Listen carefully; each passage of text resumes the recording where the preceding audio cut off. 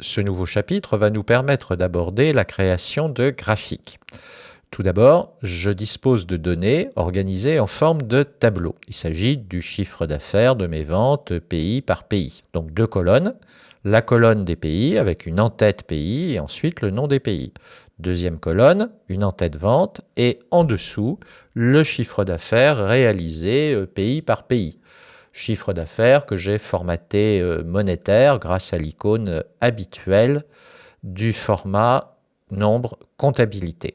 Vous observez que ce tableau est correctement construit, des têtes de colonnes qui sont sur une ligne et une seule ligne, aucune ligne vide, aucune colonne vide à l'intérieur du tableau, les données sont saisies de façon très homogène. Je me positionne à l'intérieur d'une cellule de ce tableau, n'importe laquelle. Je vais me rendre dans l'onglet « Insérer ». À peu près au milieu du ruban, je trouve un groupe qui s'appelle « Graphiques » et des icônes qui me permettraient, lorsque j'aurai un peu plus d'habitude, d'accéder directement à des types de graphiques préprogrammés. C'est très bien. Pour aujourd'hui, je vais utiliser l'icône, la commande « Graphique recommandé ». Je clique « Graphique recommandé ». La fenêtre d'insertion de graphique vient de s'ouvrir et elle possède 2 onglets.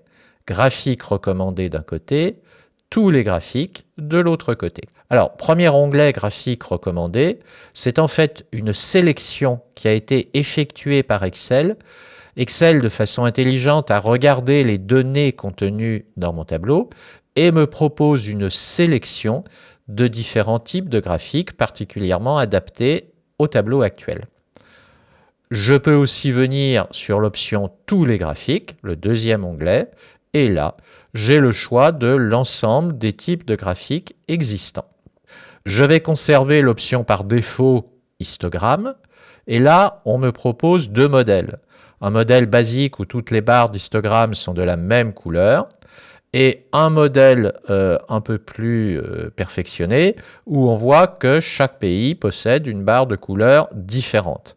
La légende étant par contre située en dessous du graphique, alors que dans le premier cas, on voyait le nom du pays en dessous de chaque barre d'histogramme.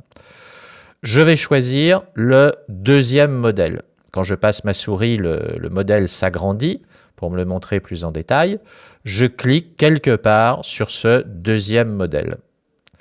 Si je pousse ma souris, je vois que le modèle a maintenant été sélectionné, il est entouré d'un trait gris. Il me reste à cliquer sur OK. Excel vient de créer ce graphique conforme au modèle. Il l'a positionné sous forme d'un objet de dessin qui flotte sur ma feuille de calcul. Vous voyez que mon graphique est entouré d'un cadre et de poignées.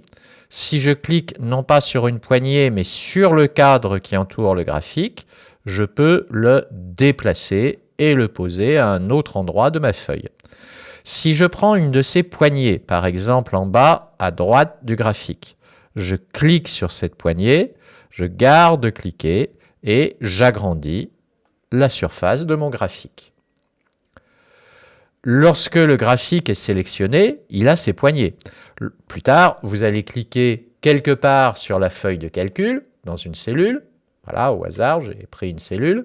Le graphique perd ses poignées, il n'est plus sélectionné. Lorsque vous souhaiterez tout à l'heure le modifier, il faudra recliquer, de préférence sur le bord du cadre du graphique, et il reprend ses poignées. Lorsque ces poignées sont affichées, vous voyez que dans le tableau d'origine, il nous a mis en couleur chacune des zones qui servent à construire le graphique. Les pays sont ici sur un fond plutôt rose et les ventes sur un fond bleu pour me montrer l'origine de mes données et je comprends comment est construit mon graphique.